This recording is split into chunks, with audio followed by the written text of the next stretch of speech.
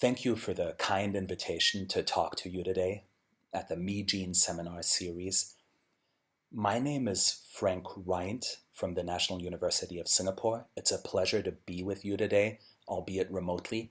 Now, the title of my talk today is Biodiversity Research in the Tropics in the Era of the Sixth Extinction Crisis. Now, granted, this title is fairly general, but today's subject matter will be rather narrower, as we will focus on some of the studies on vertebrate diversification and evolution in tropical Asia that some of the members of my lab, the Laboratory of Avian Evolution here at NUS, have been able to publish over the last 10 years. What you see here is a slightly outdated picture of the members of my lab, with apologies to newer members that are not depicted. What I want to speak to you about today is a topic often widely neglected in biological circles, namely the mechanisms of diversification in Southeast Asia, which is one of the most fascinating natural laboratories on Earth. We will explore how the process of genetic introgression is of specific interest when studying speciation and differentiation. At the same time, we all know that biological diversity is under assault. And I would say that nowhere else on Earth is this assault currently as intensive as in Southeast Asia. So part of my talk today will be an attempt to showcase how we're trying to harness the power of population genomics to inform conservation decisions in the region, with varying outcomes. You'll see examples of wonderful success as well as dismal failure. In the end, I'd like to share some results illustrating that the era of vertebrate discovery may still not be over, even for birds, the best known animal group on Earth.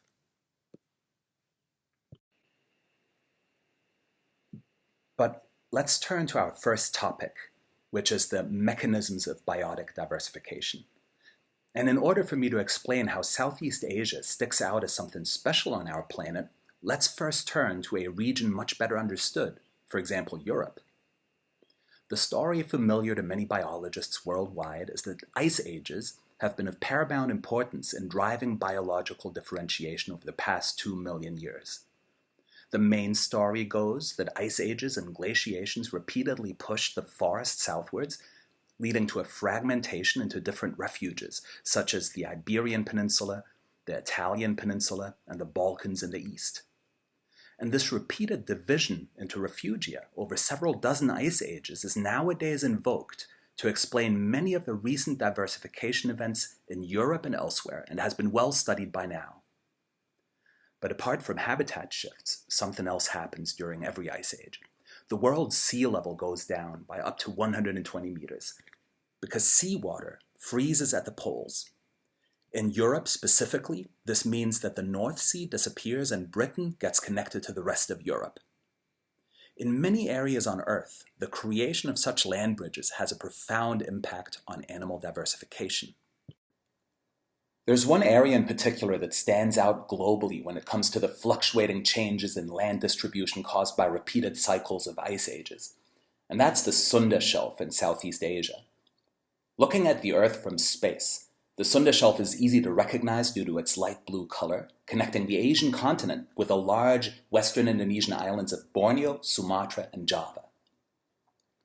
Just like the North Sea disappears during every ice age, and Britain gets connected to Europe, the Sunda Shelf grows into this immense subcontinent, creating this large counterpart of the Amazon basin at the southern fringes of Asia, and disappearing in between ice ages like the present day, when leaving back the most complex island realm on Earth, which is the Indonesian archipelago. Looking at this climate chart showing global sea level fluctuations, you can see that ice ages have recurred cyclically and predictably roughly 25 times over the last 2 million years, and what's more important, they've been intensifying in amplitude, becoming stronger with every recurrence. So what's really important to grasp here is the way that we see Indonesia today as just a short snapshot in time. In actual fact, the Western Indonesian archipelago has been connected to Asia for a cumulative total of 85% of the time over the last 2 million years. We just happen to live during this strange episode when this area is not part of the continent. It's easy to picture what this might mean for organisms living on the Sunda Shelf, or Sunda land, as it's widely known. I'm showing you the example of a rainforest pheasant from Sunda land here, the crested fireback. Modern crested firebacks are divided into two species, one in the east and one in the west of Sunda land. Going back just a few thousand years in time, the island of Sumatra was connected to the Asian mainland. And a little bit further back in time, so was Borneo.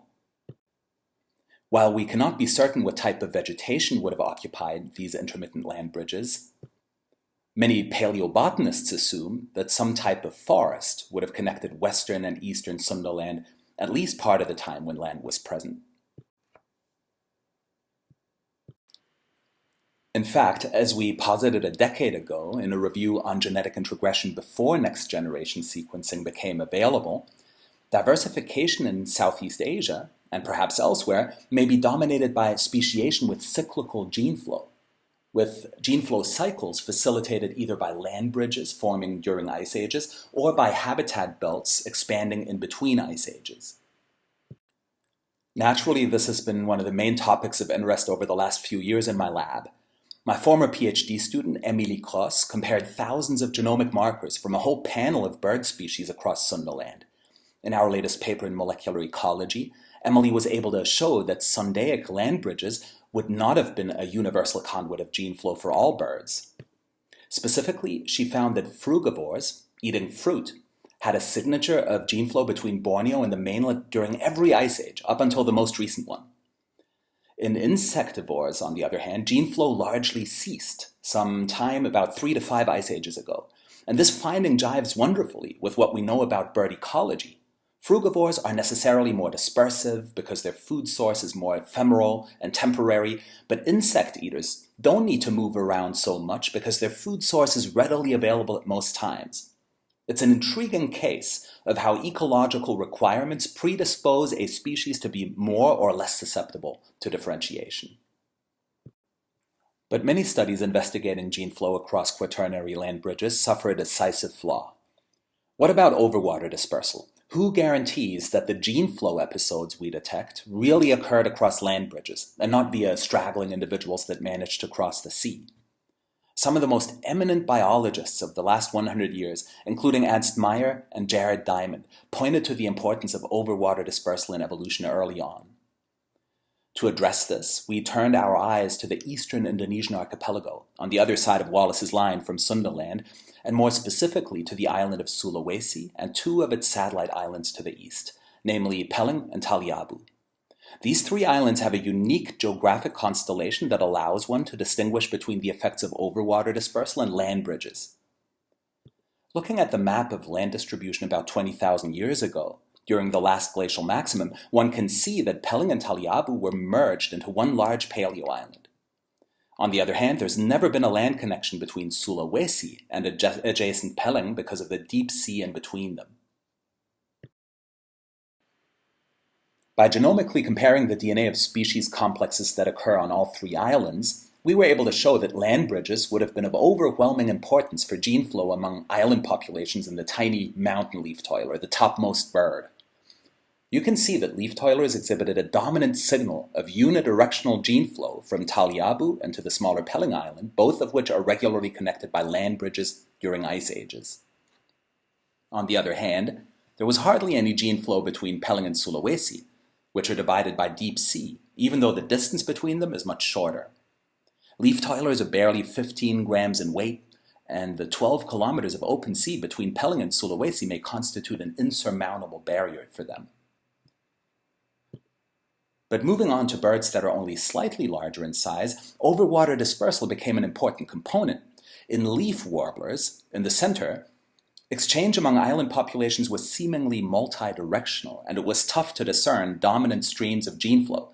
The larger fantails, in contrast, at the bottom, had much more gene flow across the 12-kilometer channel between Sulawesi and Peleng than between the 50-kilometer gap from Peleng to Taliabu, even though the latter is bridged by land during each ice age. Our biggest hurdle in biodiversity research in Sunda land is the difficulty of obtaining comprehensive geographic sampling. There's a global trend, not only in Southeast Asia, to ever-tightening restrictions for scientists, even when best practices are followed and the work is done in collaboration with local researchers. One remedy that we've been particularly interested in to overcome this obstacle is the use of museomics and historic DNA, including from the famous Raffles collection of our very own Li Kongqian Museum in Singapore. We're currently dabbling in museomics in multiple parallel projects across Sundaland. And here I'd like to share the results of one such study on 2 complexes of rainforest songbirds, which just got accepted in MBE. At this point, I'd like to acknowledge the contributions of my former postdoc, Kritika Garg. In these birds, we were particularly interested in what happens on the islands in between Borneo and the Asian mainland, such as Natuna, shown with a red circle, and Anambas, shown with a black circle, which are challenging to conduct modern research in. Natuna is of particular interest because its distance to Borneo is only half its distance to the Asian mainland. Nevertheless, the genomic profile of babblers on Natuna was embedded within the mainland clade, defying the expectation of island biogeography. Again, our study highlighted the great importance of sea level depth and paleolandscapes. Despite its present position, Natuna has been linked to the Asian mainland for slightly longer than to Borneo during each ice age, and a massive paleo river, comparable in size to some modern Amazonian tributaries, whose delta is visible on the map as a blue wedge between Natuna and Borneo, would have divided Natuna from nearby Borneo, leaving Natuna's bird fauna firmly within the grips of the Asian mainland. Meanwhile, we've expanded our view more widely, looking at a bird radiation termed as the Great Speciator by the famous Jared Diamond, the white-eyes. White-eyes are a radiation of about 100 species across the Old World, but primarily occurring on islands. In this study, first authored by my former undergraduate student, Chi-Yin Gui, that just came out in eLife, we demonstrated that white-eyes are divided into 3 major groups, shown in yellow, red, and blue on the tree and on the map. Indonesia must have been instrumental in the early evolution of this radiation because only Indonesia has islands which are inhabited by members of 2, shown in purple, or even all 3 of the white-eye groups, shown in brown. Of equal importance, these white-eyes engaged in various combinations of gene flow among species that would have transferred considerable innovation and may have helped them speciate faster. However, it doesn't always have to be that complex. In another study that just came out in Molecular Ecology, we turned our eyes on the Asian mainland, specifically at a species complex of karst dwellers known as the limestone wren babblers. Revising their confused taxonomy, we found that limestone wren babblers are divided into 3 deep species. But perhaps as a reminder that things are not quite as dynamic on the mainland as they are on the Indonesian archipelago, we did not find any signal of post-divergence gene flow among these species.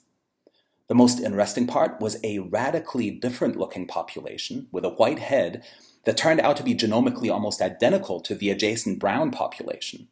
Chromosomal scans revealed a tiny number of peaks of differentiation that distinguish white-headed birds from the brown birds, some of which were close to genes implicated in melanin production.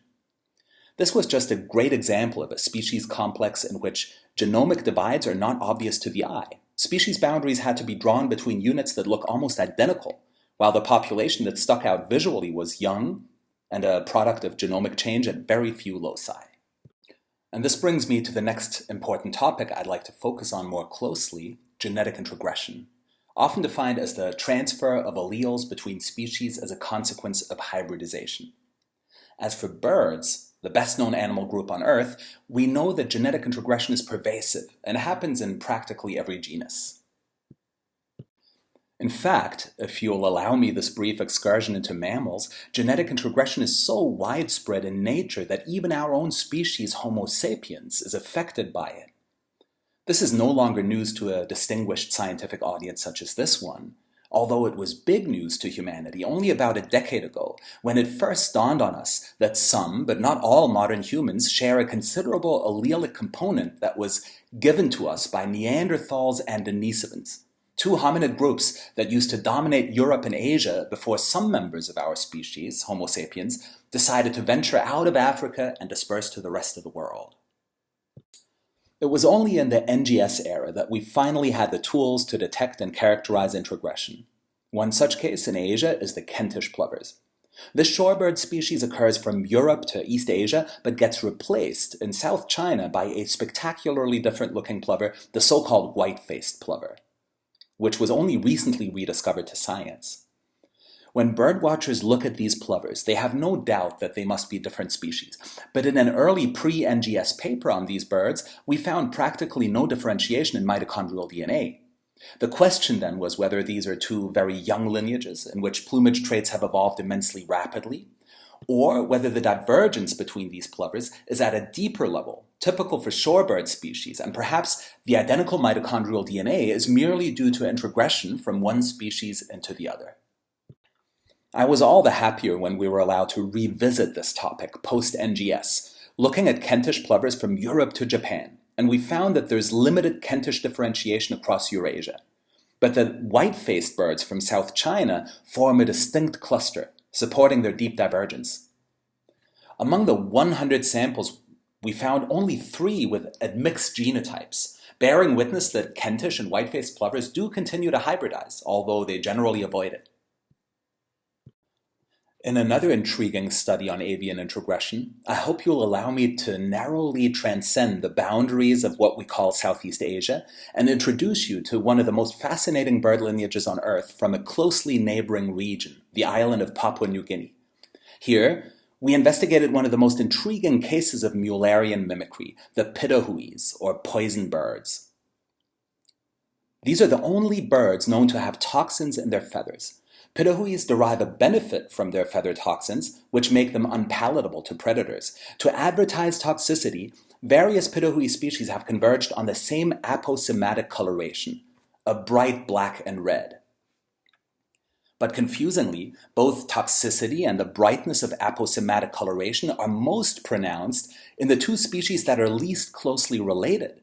In other words, the one pitahui species that is less toxic and less brightly colored is closely related to a highly toxic one, to the point that they used to be considered the same species. Using cutting-edge introgression tests, we were able to conclusively demonstrate that there is genetic exchange and introgression between the two highly toxic species, although they're more distantly related.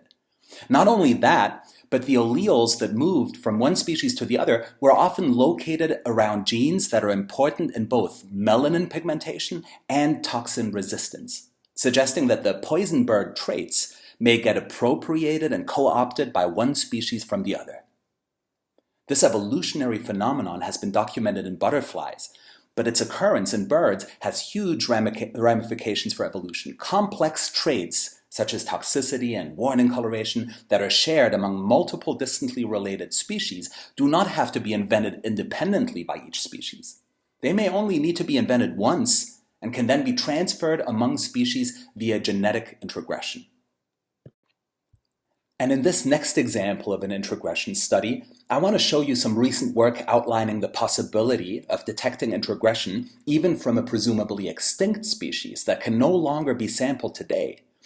This study on leaf warblers from the Tibetan Plateau, first authored by my colleague Zhang Dezhe from Beijing, was led by our friends and collaborators of the laboratory headed by Dr. Lei Fumin from the Chinese Academy of Sciences. In this research on a leaf warbler species complex from the Tibetan Plateau, we detected that the populations colored blue and orange on the map and on the tree are pretty much identical, both bioacoustically and in terms of genomic DNA.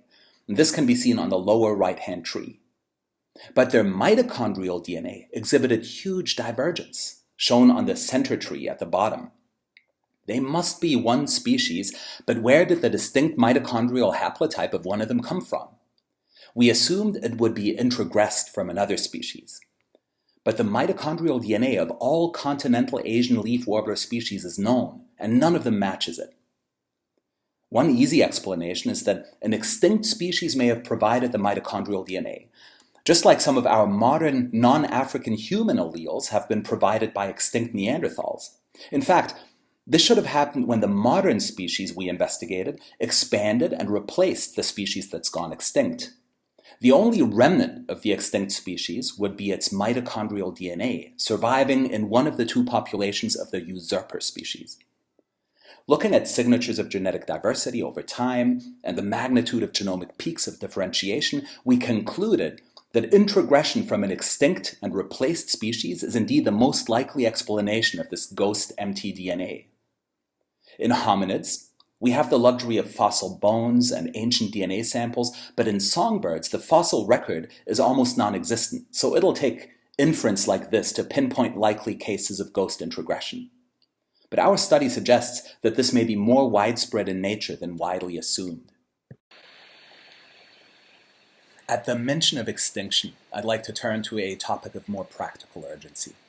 Our planet's undergoing the sixth extinction crisis, creating unprecedented challenges. Perhaps only in a small way, we biologists can do our part in counteracting some of the most harmful manifestations of this crisis. Take the milky stork, for example. This is a globally endangered species with a total wild population of about 1,500 individuals worldwide. They're native to Southeast Asia but widely extinct, and they were introduced into Singapore about 20 years ago. Unfortunately, the introduced birds in Singapore had been kept in common enclosures with another, more common species, the painted stork from India, and signs of hybridization in introduced milky storks have been reported.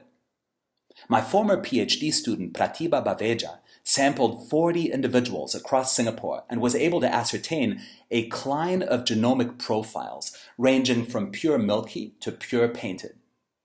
Her results allowed us to determine which plumage characters are of particular importance when morphologically assessing the purity or level of admixture of an individual.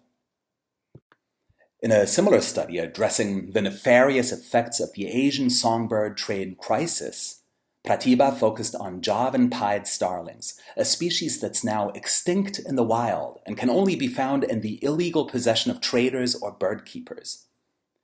With a species extinction in the wild, traders have lost a source of recruitment for new individuals, which has led them to import pied starlings from continental Asia and hybridize them with Javan pied starlings in captivity. With captive hybridization on the increase, the concern is that in the future it'll become more and more difficult to obtain pure examples of Javan pied starlings to establish a conservation breeding program. In a study we just published in Evolutionary Applications, Pratibha ascertained that a handful of individuals kept in Bali Bird Park show no signs of genomic admixture with birds from the wrong species, and would therefore be suitable as founder individuals of a conservation breeding program. As a side product, Pratibha also found that the taxonomic treatment of the continental pied starlings had been in disarray, and delivered important insights into the redrawing of their species boundaries. In Singapore, introgression of domestic chicken alleles into free-ranging red junglefowl, the ancestral species of our chicken, has been one of the most contentious topics in the nature scene, a controversy that was even debated in Parliament. Singapore was colonized by wild junglefowl from Malaysia a few decades ago, and they have visibly increased to the point that I see them almost every day now, even around my high-rise apartment. But occasional domestic birds, with their unusual plumage variations, seem to dilute the gene pool of the wild birds. So how do you diagnose domestic introgression when the chicken is derived from the junglefowl, especially given that village chickens and junglefowl would have been interbreeding in Southeast Asia for a few decades now? We used the ancient museum DNA of junglefowl samples from the 1870s as a reference for what we consider wild, and embarked on testing the genetic composition of Singapore's modern birds. Encouragingly, we found morphological traits had an excellent ability to predict genomic purity, as illustrated by the correlation based on almost 10 million genome-wide DNA markers. The morphological thresholds defined by our study are now used to make management decisions by the authorities, trying to preserve the wild genotype, which is an important reservoir of allelic diversity of what's arguably the most important domestic animal on Earth. Over the past few years, colleagues and I have attempted to turn Singapore into something of a model island for the study of fragmentation. Only 200 years ago, Singapore was entirely forested and only inhabited by 1,000 people. Even 100 years ago, tigers were still roaming the island. This is what Singapore looks like nowadays, when viewed from space. The island carries 6 million humans and is almost entirely urbanized, the great exception being the large green dot in the middle, which is the central catchment, an area of secondary forest and freshwater reservoirs.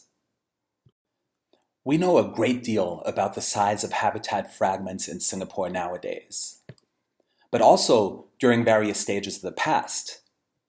The complex matrix of forest fragments and parks allows for a precise determination of what type of habitat quality and extent is needed for species to maintain gene flow between patches.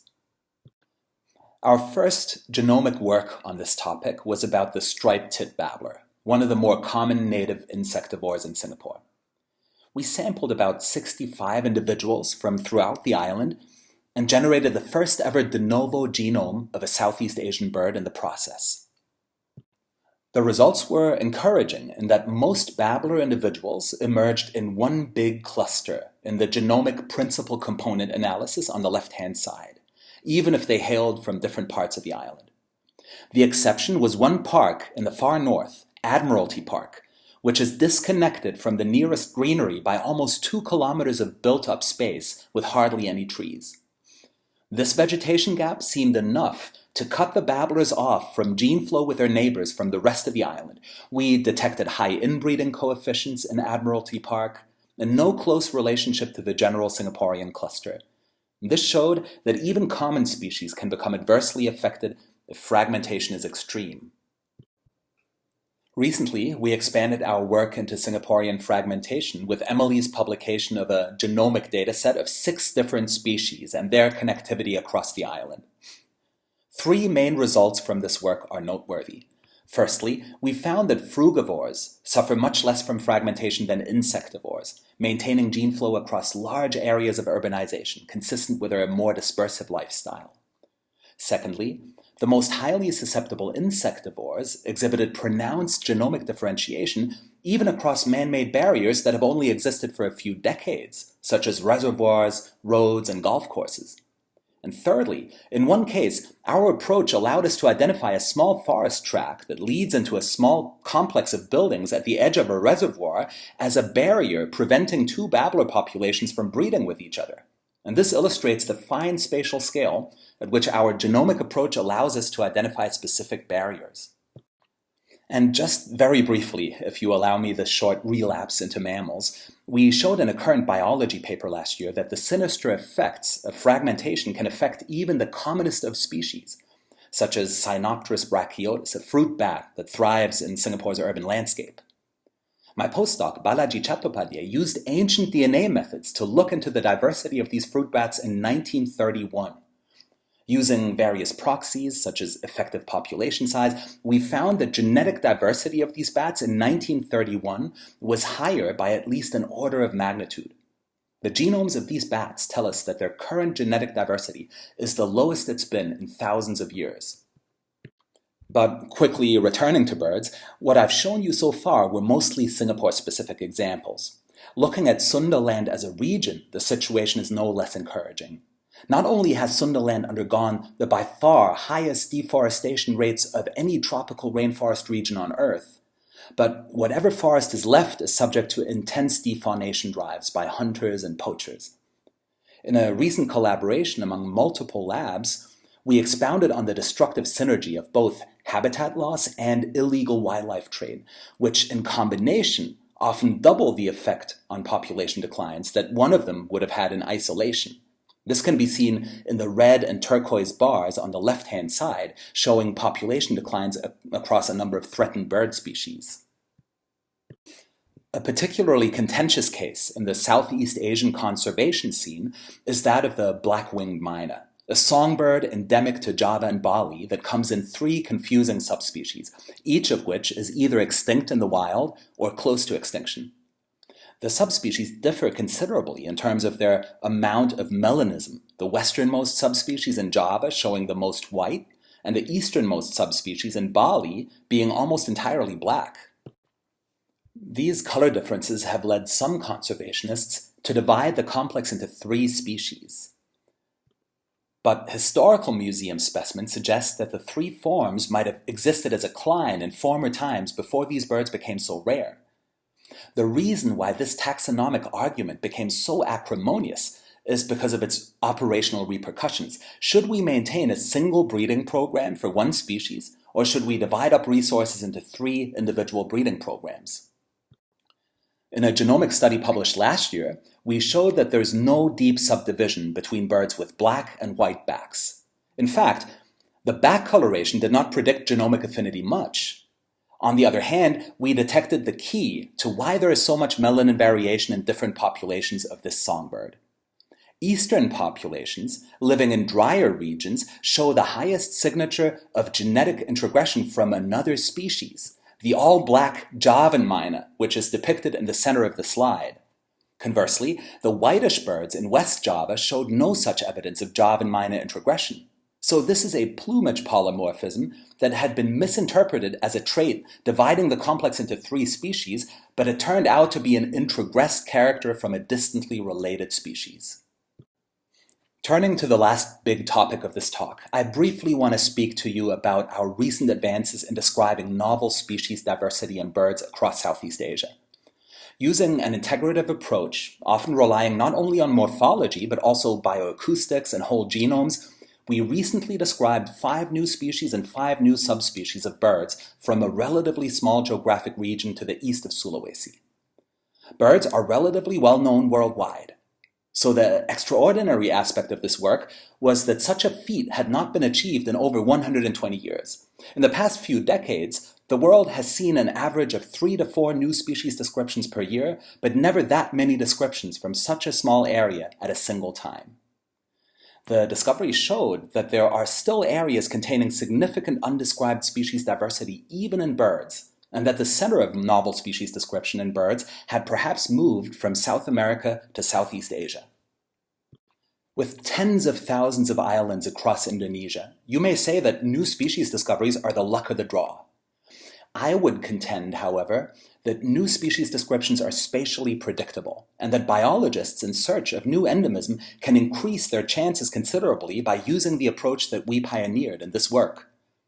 When I first planned the expedition to the 2 main focal islands, Taliabu and Pelling, there was a choice of many other places, but the focus was always on areas that had undergone little biological exploration before, and, more importantly, islands surrounded by deep sea, with no quaternary land bridges. Other Sulawesi satellite islands that had also been poorly explored in the historic past have meanwhile been explored in greater detail, such as Myna and Buton, but given their shelf connection to Sulawesi, they have not yielded a single endemic bird species, while endemism on Pelling and Taliabu is at 20 to 30 species now. We have meanwhile been lucky to undertake more exploratory trips and expeditions. The last 7 years have seen us publish numerous additional descriptions of novel avian diversity in many additional areas of Asia, and these are some of the examples of new species descriptions or subspecies descriptions that we've either led or participated in. And I'm afraid I'm running out of time and I'm not able to talk about them in more detail. But we're thankful to the generous participation, help, and support by so many other groups, agencies, and institutions. At the same time, we're busy looking into cryptic species on Earth through bioacoustics and genomics and constantly adding new insights. Again, I'm running out of time, but if you're interested in this type of work, I'd be enthusiastic to chat after the talk. And if you'll indulge with me on a little advertisement, for those of you interested in the birdie details, we've placed a lot of the new taxonomic and evolutionary insights into our updated field identification guide for the Indonesian archipelago. And the 2nd edition just came out earlier this year. My apologies for the book promotion. We've reached the end, and I'd like to thank first and foremost my lab members. This is, again, a slightly outdated photo, but it happened to have the most spectacular backdrop. I've been extremely privileged with a wonderful cast of students, postdocs, and research assistants throughout the years, only a small subset of whom you can see on this photo, and none of this would have been possible without them. Then, of course, I'd like to thank various funding agencies and government agencies, not only in Singapore, but also in Indonesia, Myanmar, Cambodia, China, Malaysia. I'm also grateful to our collaborators from labs in other countries, including the groups of Lei Fumin, Wu Xiaoyuan, Scott Edwards, and many others. And thank you for your generous interest and attention.